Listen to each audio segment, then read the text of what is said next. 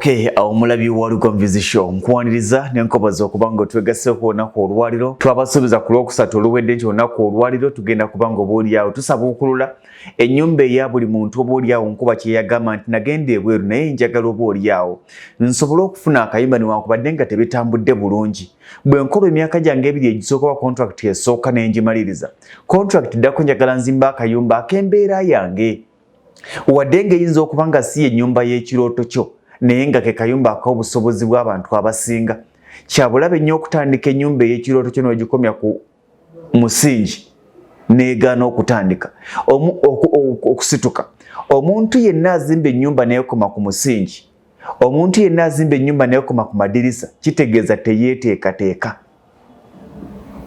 omuntu yenna azimba ennyumba n'ekoma ku madirisa wakati awo nga n'ebbiimu tagisibye okweteekateeka kwe kwali kutono era ebamu ku bawulira nga baga nti yeewaasiira waliwo omuntu asitula omusingi n'ogusanga nga gwakomaawo naye nga ssente ze yassa ku musingi zimuzimbira akayumba noga lwaki tewalwana n'osooka ova mu bupangisa omanyi nkibagamba nyo nti ebirooto ebitono bye bikola ebirooto ebinene ennyumba ennene ejja kukwanguyira okuzimba ng'olina akatono woova ennyumba ennene ojja kusobola okugibala ng'otandikira katono ke wazimba kali ka bisenge bibiri katwala amatofaali kakaaga kitegeeze nti naye ebisenge ebina njibalira amatofaali gange mutwalo kikuyamba okufuna embala ennyangu Inginiya Lubega Peter ndi naye olunaku lwe tugenda tunuulira akayumba ng'emyaka ebiri gy'omala ku kyeyo okuggyako ng'obadde musaasaanya nnyo ekitali ekyo ssente ezo gyeyo zikusobozesa okuzimba akayumba kano waakiri n'obaako wookatuuka ng'osobola okuteekamu oluba ne weebaka n'owona obupangisa Inginiya sooka obuze munnayuganda akulaba nze empapula wazimpadde dda n'ebiwandiiko kayumba malidaadi kenjagala tutunulire tukube mu ttooki tulabe tutandikira wa tukoma wa essebo batulaba basebo ne bannyabo mwebala okubaayo buli lunaku nga mutulinze buli Lwakusatu mbeebaza okutugoberera n'okutugoberera mu buli mbeera yessebo weewaawo ennyumba y'olunaku lwaliro waliwo akasonga katono sooke tukayiseewo nange kanjozeze bannabuddu okuwangula ekikopo ky'amasaza nabagamba bambi beebale kutuwaamu tubadde tuludde okusanyukako ogenda ebuddu nti ate waliyo emitawaana jjajja yafudde senga yafudde naye ku luno lyali ssanyu twagezeeko naffe nga tuli basanyufu weewaawo n'ekirala njezaaza abakyala bonna okutuuka ku lunaku lwabwe olw'abakyala manye olunaku olwo tulaba ng'olwokusaaga naye abakyala beekubamu ttooki ne beebuuza ku bulamu bwabwe obw'okungulu n'obw'omunda bwawe bayimiridde nawa we balaga neebaza omukyalo weewange okundaba wano nga nnyirira mumbejja Margaret oyo mwebaza baye eri ng'amaze okwoza n'agolola n'asala nawonaga engatto ebodde nange kanneebaza omukyalo oweewange andabirira kituufu nange muwe eryamu mbejja ine ebirye kanneebaze maama w'abaana webali nnyo webali ddala atwaguddewo kisamula omumanyi kisamula manyi twali ku bujuuko ng'ombalira bujuuko approximately 15-20 twafunye kisamula ate kumpiko batonatuuka bujuuko kisamula oluva Bulenga Buloba Buyala kisamula in fact okuva e Bulenga okutuuka ekisamula ekinene nnyo eddakiika 10 ekirungi ate lwe luguudo olusinga okutambula kuba tekuli nnyo jjaamu terulinga waffe kyengero sooka kuwaguza okuyita luno lwonyiga bunyizi kasitoleka wano Bulenga wali ng'otambula dakiika 10 zikumala okutuuka ekisamula tusigazaawo estate twagitadde gulo twagita the other day gulo ntugibalaga tusigazaawo puloti ziringa 4 olunaku olwaliro 5 ku 10 ogenda n'ekyapa kyo za bukadde 13 nga ndaba nga atandi tugambye nti olina poloti nazo tuzibawe ate nga kati gwe kubanga jagala mwami Lugomvu tewaŋŋamba saabaddeko ate twategeera nti eri walina kyewaggulawo wakiri ate omugamba nti kiweddewo naye n'amanya nti kyabaddewo kale bannaye poloti ezo zisigaddewo 4-5 ziri 4 kubanga 2 ziri booked kati tujja kubala 6 tubale 4 ezikyaliwo. Ndowooza ekisinga obukulu abantu bano buli omu abeere nga yeetegese ne ssente. Wabaawo kye tufunyeewo tubeere nga bwe tugamba nti banne enkya tulina kye tugenda okuggiisa nga bajja buzina bakirigalinga. Ndowooza nsabe busabe. Awo kakati omukisa. Bwekito bwe kiri n'olwekyo oyinza njagala okuyozayoza abafuuse bannamukisa olunaku olwaliro onansonyiwa nti wazze bukyali empapula ezimusobodde ziyitamu obwedde olaba kyendiko bugenze okuziba ng'embeera binvuga bwe biti naye nga tuyozeyoza abatuuse ku buwanguzi. Ebyapa biri redde ebyakisamula ogenda nabyo, ebyapa by'enseke byafulumye mujje mu binone, ebyapa ebya kakoola wano ngewa haji ekimanga haji ayina ewa haji ku maka manene waliwo estate 2 waliwo gye twaggulawo mwezi ogwokubiri eyo tusooke tugireke naye waliwo eyasooka bijikakoola ebyapa byafulumye mwandibadde mujjoba olyawo ne muno ebyapa byamu naye ate nga bino ebyene estate byo biri ready ku ground era buli wedde asasula nga agenda n'ekyapa kye. Yes. Engineer wandisewo olunaku olwaliro twayogera ffenna ne tugamba nti tugenda kutunuulira Akayumba omuntu abadde asula mu bikopo nga bwe mutuvuma kubanga owasinga bagamba nti asula mu bikopo bwagezaako okutetenkanya okuwoomesa kateni n'agijjawo era bamanyi n'okugamba mbu ono akyalina kateni mu nnyumba zino ez'omu makkati ezawula eyo kati yawoomesa kateni n'agijjawo. Twagala okutunulira okujja omuntu mu kusula mu bikopo oba mu masowaani kyokka nga n'okusula mu masowaani omwo mwasuze si wawe afuneko ekisenge. Bw'oba osobola okupangisa ddabo self contained kubanga okyanoonya Ezizimba katukuzimbira akayumba ka self contained ddabo ne kanaaba kaaluumu emu naye nga buli kintu mwekiri nga mwekiri ye nnyumba gye tugenda okutunulira olunaku olwaliro. Ya kisenge kimu erimu ki nga bwe tugiraba ku screen. Kakati ennyumba eno nze nagiyise multipurpose lwa nsonga ennyumba ya ssente ntono nnyo bw'ogeraageranya ku nnyumba ate ng'esobola okulabika obulungi ddala bw'oba ng'ogikoze. Kati ennyumba eno bw'otandika ogitemaatema esobola bulungi nnyo okuzimbirwa omuntu singa obeera oyina ewantu gye wagenda okukola ng'olaba okupangisa ku kaluubiridde osobola okuzimbayo akayumba k'akatono n'obeera nga gwe kennyini okeesuuliramu n'ovangayo olusi ku wiikendi n'odda mu makaago. Kati tutandise n'abantu abalina ku ssente asobola okugulayo kapoloti nga kaliraanyeko waakola n'akateekamu akayumba kano n'aba n'eddembe ne privacy n'awona kino nti asula ne banne abapangisa ku mizigo 100 suba kano akayumba katonotono osobola okukazimba n'okabeeramu. Ate n'ekirala ne kayamba n'ono omuntu nti sirina bulungi ssente zizimba nnyumba nnene naye ennyumba eno entonotono osobola ogiyiikiriza n'engizimba era n'ogibeeramu. Kyobudola nti twakakoze nga kali simaati nnyo kuba twabaza ebintu bingi omuntu asobola okubeera nga mugagga naye ennyumba eno ng'agyetaaga. Kakati wano wabweru waako tukalaba okawadde eddirisa limu lye lino etulaba mpozi neeno ku kisenge nengerayo akadirisa akatono emiryango mu mabbali kali ku kinaabiro ku ddiiro nengerayo eddirisa mabbali bwe kiri ku ddiiro ekyo kyekisenge ngamba mabbali eri waliyo akanaabiro kolengera akadirisa ekyo si kicheni kanaabiro oliwa oli ku namba 2 ndi ku ddiiro kwennyini ndi wono olyawo ku ddiiro ewatudde entebe wennyini ndabawo eddiiro ndabawo eddirisa awo oli mutuufu waliwo eddirisa. Lwaki maaso okoze oluggi olunene nti luli expensive lwaki tokoze luggi na ddirisa? Andi kati luli expensive naye lwe lugjayo obulungi bw'akayumba kano. Kati oluusi twandiyagadde wano mu maaso tuteekawo eddirisa n'oluggi naye ate bw'ogenda okubalamu ssente ezigula eddirisa n'oluggi ate nga zisobola okugula oluggi lwokka ate nga kino kiwooma nnyo luno lwa sirayidi lwa sirayidi.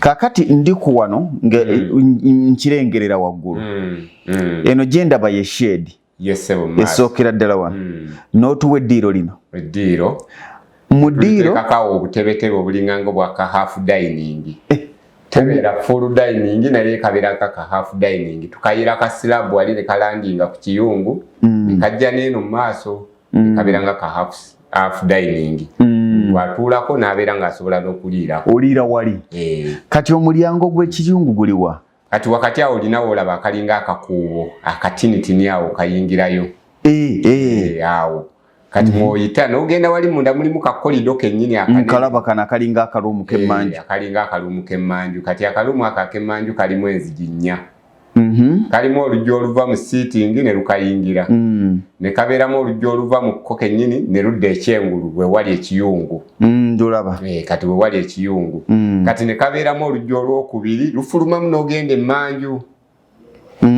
kati ate ne kabamu olujja olwokusatu mw'oyita n'ogenda mu toilet n'ekinaabiro ekinaabiro okikoze nga kiri twakitaddewo nga si kya master kiri wabweru lwa nsonga nti ennyumba eno esobola okubeeramu abantu abasukka mu omu kati tugeze bw'oba okyazizaayo omugenyi nga tasobola kujja mu kisenge ate kizibu nnyo mugamba nti gendako mu kinaabiro nga kiri mu kisenge kati okwewala ebyo ekisenge kino tukiteeka wano wabweru nga ali eno asobola okiyingiramu naawe wa master n'okiyingiramu sekiri wabweru kiri munda mu nyumba naye nga tekiri mu luumu munda kiri wabweru wa master bedroom naye nga kiri mu nyumba munda ekitegeeze n'ennyumba eri self contained tereevu kitchen eri munda ekinaabiro kiri munda kirimu ne toy mulimu ne toilet n'ekisenge ekisulwamu kirimu ne kabada n'ekisenge ekisenge ekisulwamu kirimu kabada y'engoye good kana akayumba nga bwe kali katuula ku bunene ki akayumba kasobola bulungi nnyo okugenda ku poloti ya 4 naye ffe twakirowoozezza nti omuntu ajja kwetaaga tugambe yaguze poloti ye ya 5 ku 10 kale ffe kyetwalowoozezza nti bw'oba ne poloti yo ya 5 ku 10 sooka okozeseeko ozimbewo akayumba kano kati ndaba wano kaalidde fuuti kati ko kennyini kaalidde fuuti nga 35 kali mu fuuti nga 35 ne wano fuuti nga 3 ekitegeeza nti maaso osigazzayo parking ekyengulu kati ate nensigazayo kamalungangu oyinza okukawa fuuti 4 ku 5 nga ne parking ogirina olinako n'omuti kati bw'oba waguze poloti yo tugambe ya fuuti 5 ku 10 osobola okusooka n'okozesaako kali akayumba ate deni wano mu maaso bw'oba okyesetinga n'oteekawo kye tuyita future development ojja kuzimbawo ennyumba ye eri gye twogeddeko ey'ekirooto era osigala osobola okugula poloti eno ya 5 ku 10 naye n'otandikayo n'ekali akayumba osobole okufuna woosula oveewo ogenda okole sente ezinakuyamba ezinazimba ewanene nkwagadde nti omuntu agula poloti n'alinda lwanaaweza ezizimba tandika ne kano ove mu bikopo ofune woosula then ogenda onoonye sente katuddako wa kati bwe tuddako wano ndowooza tubuukewo wali ebipimo bajja kujja ku ofiisi kuba bino byakubanyonyola ebyennyo kati tugende wano ku biki bye twetaaga okuzimba akayumba katugenze mu kuzimba omulungi atulaba wano we twetaaga okuba ng'oba oliawo tussaayo essira okwongera okutunuulira ekintu kino okikwata otya weetaaga sente mmeka twakubuulira omuntu Mufuna Mpola bw'alina okukola bw'ofuna obukadde bubiri nga buyiwa amatofaali ng'ogateekawo bw'ofuna akamu ekitunu nga kayiwa omusenyu ng'oguteekawo bw'ofunayo akakadde nga kagenda ku seminti ng'ogenda mu lwengo gino hardware ng'oggulawo akawunti bw'otandika okuzimba obagamba bugambi nti mumpeyo ensawo zange eza seminti n'emitayimbwa ebiri akawunti yalinayo miliyoni 4 musooke mumpeerezeko seminti 5 n'emitayimbwa 10 kakati wano twagala kinaki nengera bill of quantity for single bedroom sitting room toilet and veranda kekana akashedi akomaaso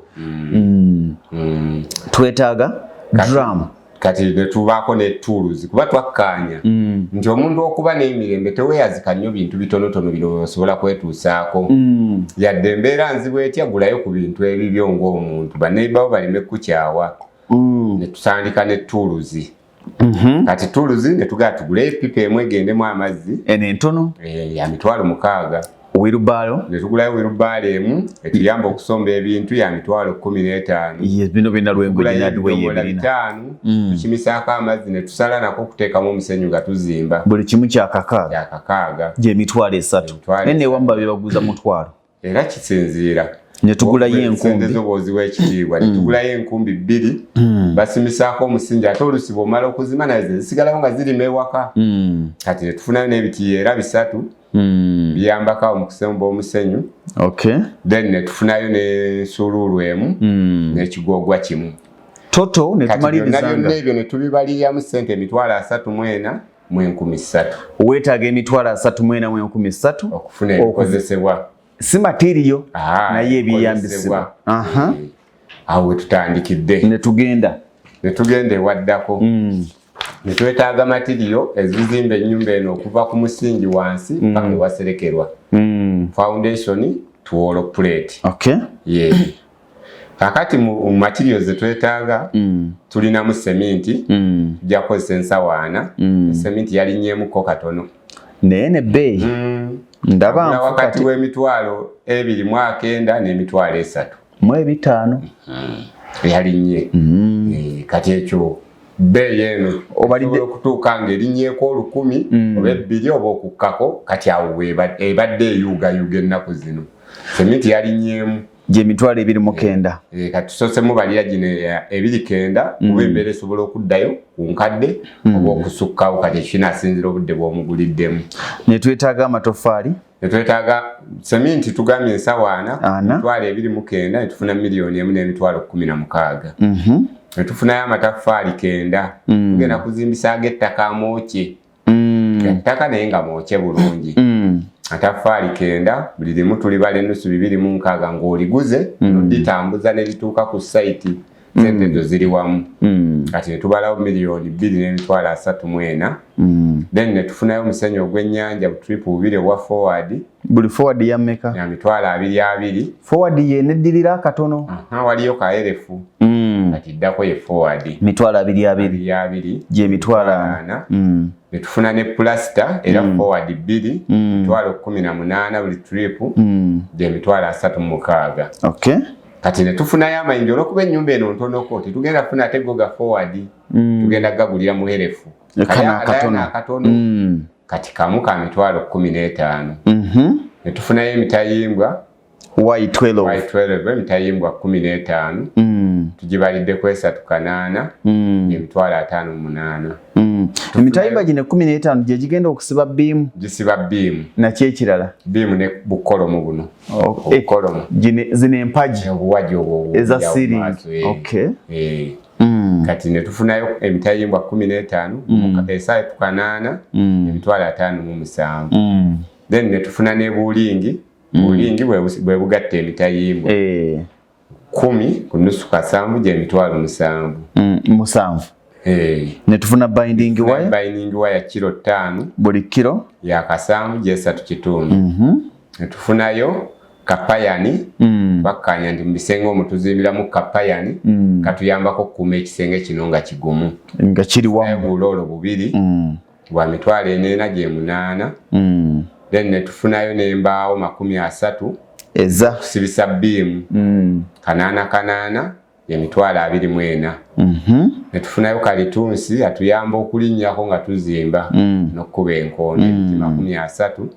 3.5 bye mitwalo 10.1. Then ne tufunayo ka DPC kaveera ke tuteeka ku musingi oba ekipapula. Ne kituyamba amazzi gana butava mu kisenge wansi kwambuka waggulu mu nnyumba. Bulolo bunaku gumu 2 gye kanana. Ennyumba yonna awo gyetoolooza. Okay. Yonna. Then ne tufunayo ko emisumaali kilo 10 15 gye mitwalo 5. Tufunayo transport kuba waliwo ebintu ebijja okutwetaagisa okutambuza sementi. Yes. Mulimu oluso oba mbaawo biina gye biva. Kati tuteekawo transport wa mitwalo 15. Ne tuteekawo amazzi ag'okuzimbisa mitwalo 2. Tubimazeeyo. Ladies and gentlemen, ennyumba yaffe okutuuka ku wall plate material enyumba ya bisenge ya kisenge kimu ne sitting emu nga kuliko ka simple dining. Yes. Mulimu ekinabiro, mulimu kitchen, mulimu akakuba akabagatta ak'emmanju, waliwo ne shade. Material amazeewo obukadde 5,995. Roughly material wa Kayumba ako wa bukadde 6. Material oba n'obukadde 6 Akayumba obumala okugula material akatuusa waggulu. Era ng'ogamba nti ku lukonvizition tozimbe. Ate nga alina n'advantage ekwatako miliyoni 2 n'asooka n'aziteeka mu kyengo nga bw'anoonya endala. Kuba nazo za advantage zibaawo. Waliwo okuga nti ate bwe naazitwala ewagundi ajja zibba. Yes. Kati bw'oba okakasa nti ssente zo zisadde mu kyengo kitegeeza ojja zisanga nga ziri safe. Okitegeera. Kati kino kigenda twanguyira. Obukadde 6 material. Kati wano wembuuliza.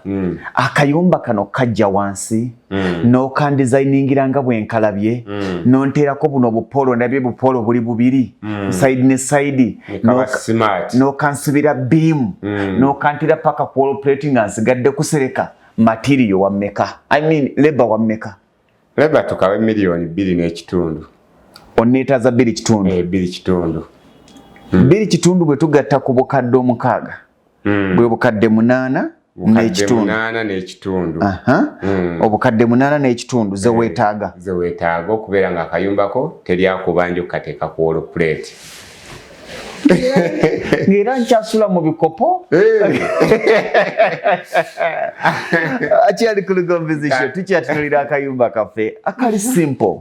Omuntu ekirooto ekitono kikukolera ekirooto ekinene. Tandika n'ekitono ky'osobola. Okirekangawo ng'ekijjukizo noga nti ako ke nasookeramu. Ne bw'olibaawo ovuddewo ng'ozimbye wala olirekawo abapangisa nti akana akayumba kange nasookeramu. Mukampengamu emitwalo 3 buli mwezi. Kubanga kali smart. Yes. Kaliko buli kimu. Kati wano we twagala. Oluva ku mutendera guno tudda ku mutendera ki? Tukasereke. Tukasereka olwaliro? Tukasereke. Kati tugenda kusereka. Okusereka kutwetaagisa mabaati ameka akayumba kano. Tusereka mwamba oba kiki? Kalina kuba ka mwamba. Akayumba twakoze kali smart. Malidadi. Kali smart. Tukasereka mwamba bulungi n'okakola n'embalaza bulungi. Ne kabeera akalabika bulungi. Sumululiraawo. Nyumba eba entono naye ng'enyirira. Ng'oli akatoka kano. Ate kati kano. Njagala bwe tunaamaliza tukasine mu kikomera. Ng'omuntu agulawo ne gate n'atuuka mu malidadi we. Yes. Tutandikirawo katugenze kusereka. Twetaagayo emiti gya 62. Emiti 30. Kuze kalitunsi omulungi owa embaawo buliti eza kalitunsi. Ennungi. Ne waliyo n'eza layisi. Kati kino nze nayise mu kirungi. Gumulu 10. Buli muti. Tutwala muti oba bubaawo? Anti bubaawo. Ate emiti gino gikola gitya? Najo gikola anti kati kyevuga nti kino nayise mu kisingo bulungi. Ne waliyo ne kalitunsi ono omususumbule naye asobola osereka ennyumba eno era ssente nzeyongera okukendeerako. Naye kati nayagadde mpite wano mbawo ekifaananyi ekigazi then bw'okifunza osobola okugendezaamu. Osobola okugendezaamu. Kati tugenze netufunayo emiti 30 egya 62 gumulu 10 gy'emitwalo 33. Netufunayo emiti 20 egya 2 gumu ajja 3 wall plate. Nakoka nagwo gwa gumulu 10 gy'emitwalo 22. Netufunayo emiti 8 egya 2. Lwaki gino mingi? 8 gye gikola busolya buno bwonna okuwunzika bwe buno obutumbeera. Gyonna gye gibikola n'eno waliko gye tuyita bag board etuulako fascia board. Era byonna egyo emiti gye gibikola olubalaza olwo. Obwo bwa mmeka? Kati ogwo gugula siringi 7,500. Netubalawo emitwalo 6. Netufuna 3 billion oli atuulako amabaati gennyini obuti 10. Then ku nusu 6,500 gy'emitwalo 65. Kati netuteekako fascia board kungulu okusobola okukanyiriza.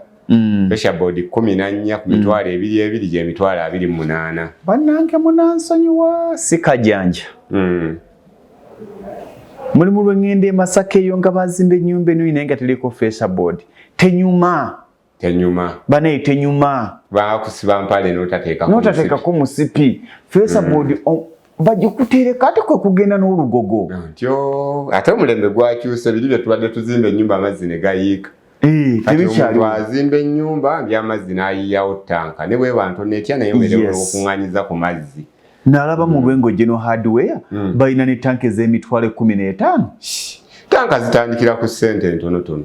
Ate nedda ne wetaba 15 ne we batanka nga yakakadde kamu. Jangu osasuleko emitwalo 3. Baga omwezi ogujja nja kuleeta ya 3. Omwezi ebiri gigenda okuggwako obesatu nga ssente zimaze gutwala tanka yo. Tanka lita 15,000 bagitunda akakadde kamu. Tokiraba ku mitwalo 95.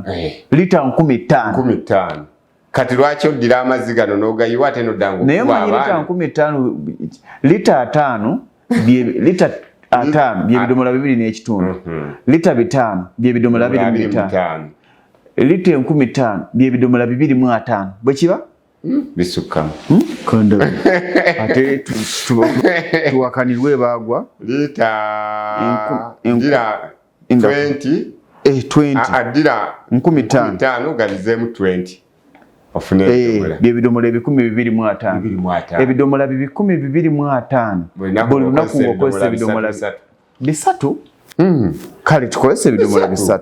Ate lwaki okozesa ebidomola 10 oli wakawo 3 naye okola biki buli lunaku oyoza ebidomola 3 kale ebidomola 3 kitegeeza nti z'ennaku 83 mu buli ngeri enkuba eba yatonnya dda nedda nejjuza emyezi egy'ebiri butereevu enkuba eba yatonnya kyokka nga ate nejjuzaawo abantu bagende nti ag'amazzi ez'emmoloka ze galeeta buli luutu kati bataddemu omutwalo ndowooza 13 opakira mu tanka y'emitwalo 13 butereevu ne weerabira emyezi gigyo ebiri ate no otaddeko engogozo ejjuzaawo enkuba yeyoga ti kizibu okumala emyezi 2 nga teyiyeeyo ag'amazzi ne goyogera goggula togeetaaga kubanga gwe mu enkuba ye Uganda kizibu nnyo okumala emyezi 2 nga tetonnye.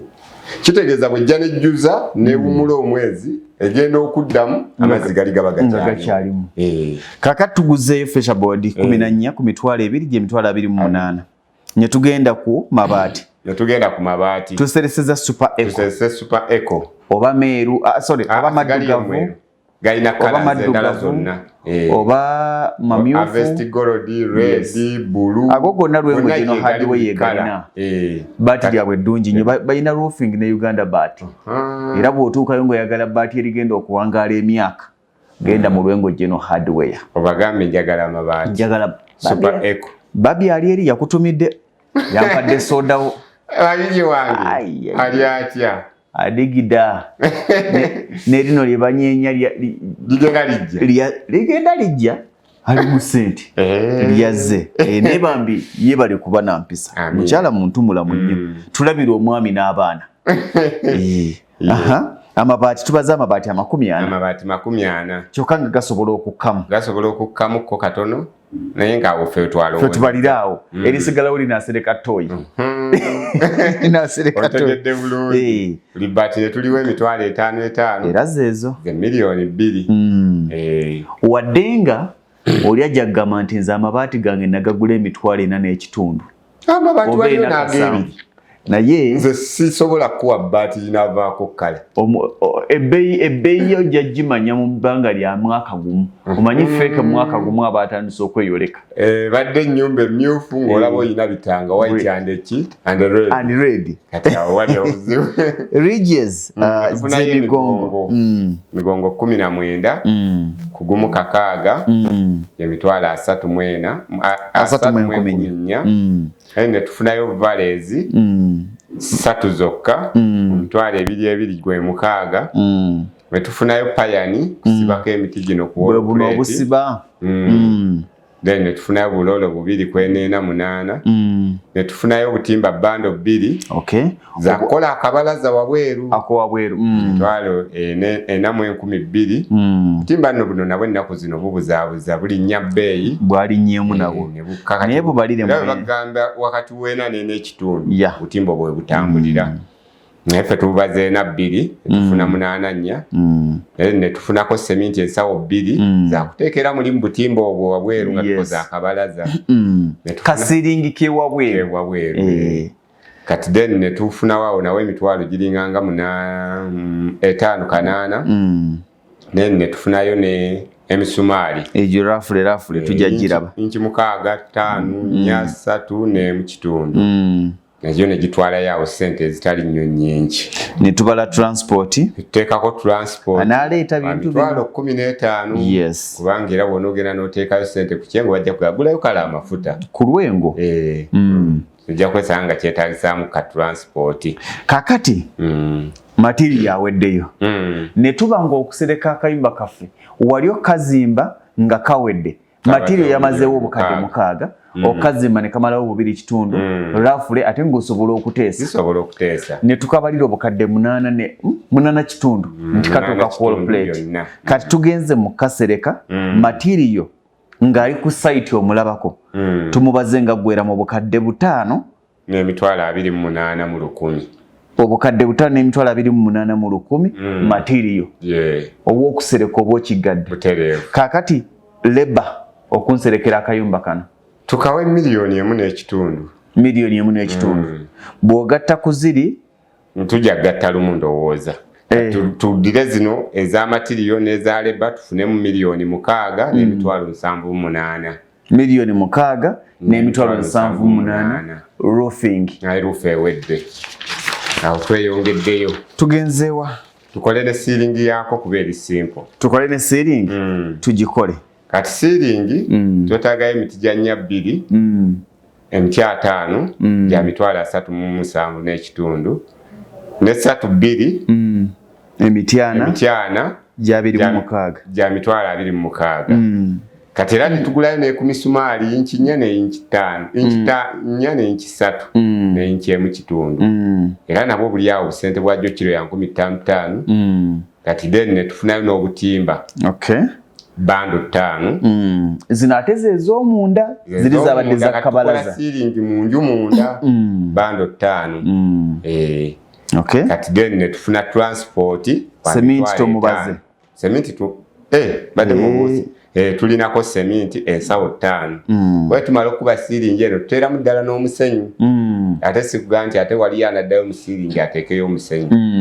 then ne tuwaawo material yenne wamu ne tufunawo miliyoni 1 n'emitwalo 26 material wa ceiling kakadde kamu n'emitwalo 26 nga wonna olaba okigadde tokyalengera muti leba mugenda kunzijjako mmeka tubalewo emitwalo 6 tubalewo 6 bwe tugatta kamu 26 ne tufuna miliyoni 1 n'emitwalo 86 awo ceiling nayo tugigasseewo ennyumba twakyogera nti ejja kwanguyira ng'ogizimbira mu phases tereevu sente zino zonna bwe bazigattira n'ozigattamu zigenda kumenya era ojja kuwulira nga nnyingi naye buli step gipakasizerwayo ogambe step esooka ngimaze nga gitandike kati ngenza ku yakubiri kati siringi tugimaze tuddako tukaggale leke nga kaggale kuba akayumba kano kajja kwetaaga okuggala tukaggale lumu twetaaga enzigi mmeka twetaaga main door oluggi luli lwagambye olunene olw'omaaso lumu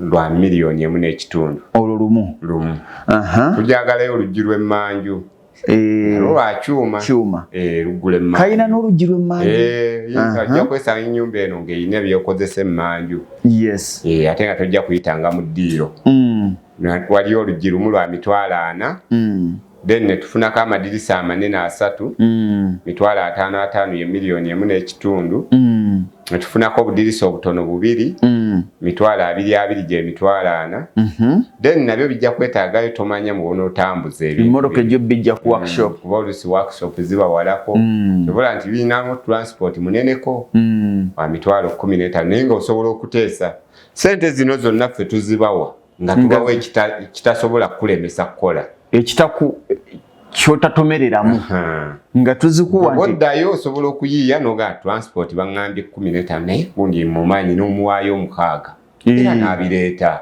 era waliwo n'abagamba nti seminti bangambye gaali 5 kasawo nze njagala mukole 7 kasawo sinzira ku muzimbi obwanaaba ategeera ye bw'abirabanga binaabalabanga binaamwanguyira ng'akukkiriza era ojja kgenda okulaba yabaze ensawo 4 ng'oluusi okozesezza 3 mu kifo kyana ne tuba nga tubaze esabutoto omugatte kuba okuggala kuno kuba kwa bbeeyi ekyo kyo simanyi lwaki era ogenda okulaba yadde katono kayingidde miliyoni 3.95 material okaggala okuzimpangiramu mugenda kunsaba mmeka? Mitwalo 2 gijja kuwangamu ebyo okuzimpangiramu. Okay. Mitwalo 2 neziwera sente mmeka? ziwera miliyoni 4.15 miliyoni 4.15 ennyumba yange mba njigadde tukakomya galawo wenyini ofunewo omugatte ogwawamu. Akayumba kano okajja gye twakatandikidde okutusimira omusingi ne bakasitula ne bakayiwa zibbiimu ne bakayiwa empagi zikolomu ne bakazaako amatofaali amalala kolomu nga 5 kosi nga 5 ne katuuka kwolo plate ne bakajjaawo ne bakatuserekera ne bakajja mu kasereka ne bakayiwa siiringi ne bakajja mu kayiwa siiringi ne bakaggala butereevu ng'osigadde ku ssaamu ndabirwamu. Ebirala byangu ne bakaggala.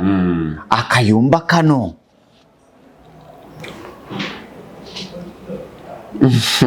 wekatuukira ku gwe bayita omutendera gwa susula bweru wekatuukira ku mutendera gwa tonkonkona wekatuukira ku mutendera gwa nkweya akamanyiro ka landlord wekatuukira ku mutendera ogwa ekimala ngenda wange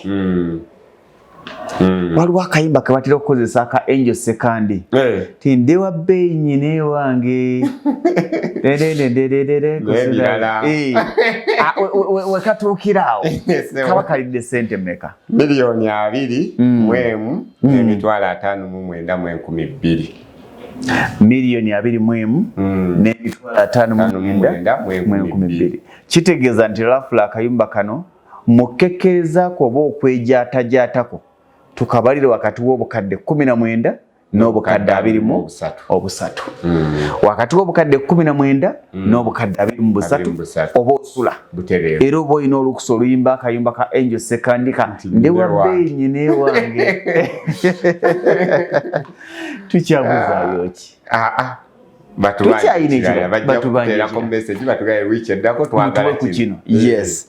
sibula munauganda abadde akulaba okutugoberera twasalawo tukendeeze ku budde musobole okuba nti tubaleka mwagala omulamu tulindirire aba Focus Construction we tuli okubaweereza mututuukirire ku ofiisi yaffe Nateete opposite Oilcom. Sobola otukubira ku ssimu 0701 858 20 oba 0776 era 858 20. Okay. Webale nnyo webalire ddala njagala okubanga nange omulungi atulaba nkwebaza okubanga tutambudde ffena mwebale nnyo mwebalire ddala estate ya Kisamula tukyalina opportunity ojja kubanga otukubira ku ssimu oba okuweereza message ku ssimu yange eya 0753 985639 futi 5 ku 10 ku bukadde 13 ate ng'ogenda n'ekyapa kyo. Twagala okwebaza bannaffe abalwengo General Hardware mwebale nnyo mwebalire ddala Lwengo General Hardware Katende Namutamala ebyokuzimbisa eby'omulembe ate nga bajja nakuyamba okugulirawo account oyinza okubanga tuli mu ggwanga ojja gamba nti njagala kugulawo account nga nterekayo mpola bwe naakomawo mumpe material wange okuzimba obulamu bujja kubanga bukwanguyira balungi bantu balamu bawuliriza ate nga bafaayo buli kye weetaaga mu by'okuzimba bakiina ku mutendera gwonna ebyaba Mufuna Mpola n'ebyabannaggwadda munzikirize mbasibulira wano mubere bulungi mweraba. Focus Construction Company ye company ekakasibwa okukola emirimu gyonna egikwatagana n'okuzimba okuba plans z'amayumba n'okuziyisa mu mateeka council approvals architectural and structural plans okuzimba kwonna okusereka roofing and ceiling okuyoyota finishing and plastering amasannyalaze wiring ebyamazzi ntegeza plumbing okusiga langi painting okukola enzijja compound designing ne gardens ebisale byaffe birungi nnyo era bisoboka mu buli mbeera twenyumiriza nnyo mu nkulakulana y'abantu y'ensonga lwaki twagala otandike naffe leero tuli Nateete opposite Oilcom petrol station essimu noti 7776 858 20 ate ku WhatsApp tusange ku noti 7 noti emu 858 20 oba noti 752 3 0 Focus Construction Company, let's build the future.